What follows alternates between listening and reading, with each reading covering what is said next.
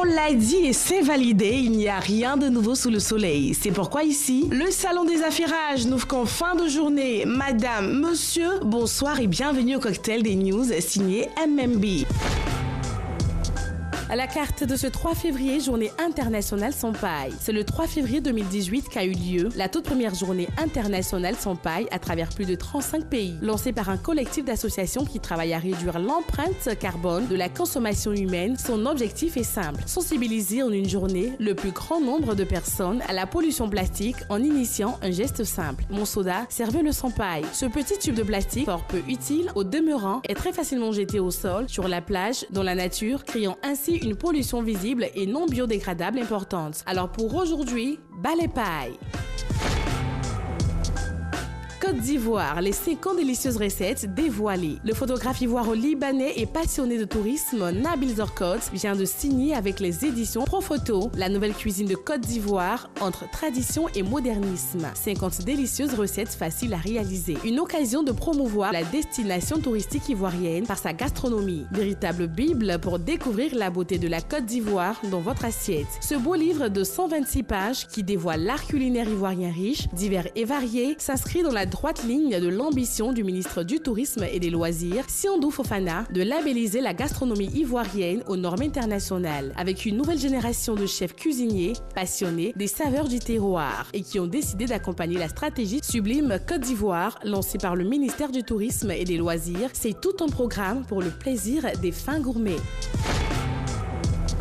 RDC, Koffi Olomide acquitté. Koffi Olomide, qui vient de sortir d'un long procès, a décidé de célébrer sa victoire juridique par les anciennes danseuses qui l'accusaient de faits d'agression sexuelle et de séquestration. Le Grand Mopao vient de sortir une nouvelle chanson intitulée Acquitté, qui fait déjà sensation sur les réseaux sociaux et plateformes. Après plusieurs années de procès, la star de la rumba congolaise a été relaxée en appel des chefs d'accusation d'agression sexuelle en décembre dernier. Un grand soulagement pour le Quadra Koraman qui s'est donc fait une joie de signer une chanson visant à rendre grâce à son Seigneur. Acquitté, publié le 22 janvier 2022, a enregistré déjà des milliers de commentaires et tend déjà vers le million de vues sur YouTube.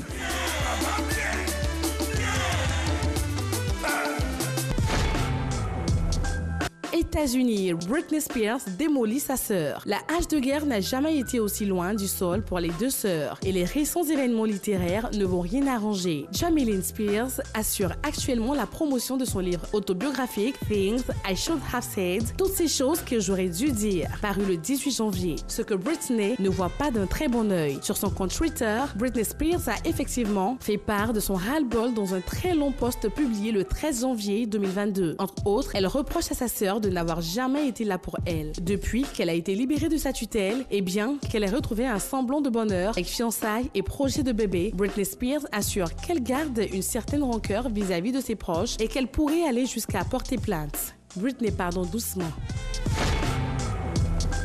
Incroyable mais vrai. Depuis 50 ans, une femme de 92 ans portait un fœtus momifié. Elle ne soupçonnait pas sa présence. Des examens de routine ont révélé qu'une grand-mère chilienne de 92 ans portait un fœtus momifié pesant près de 2 kilos depuis au moins 50 ans, en juin 2015. La nonagénaire avait été transportée d'urgence à l'hôpital par sa famille après avoir subi une chute. C'est lors d'une radiographie des hanches que le fœtus, qui avait un développement d'environ 7 mois et pesait 2 kilos, a été découvert. Pour des raisons non élucidées, le fœtus s'est momifié sans causer de gêne particulière. La femme, ignorant à l'époque qu'elle était enceinte, ne l'a pas senti. Elle a pu regagner son domicile quelques heures après son hospitalisation sans qu'on ne l'opère.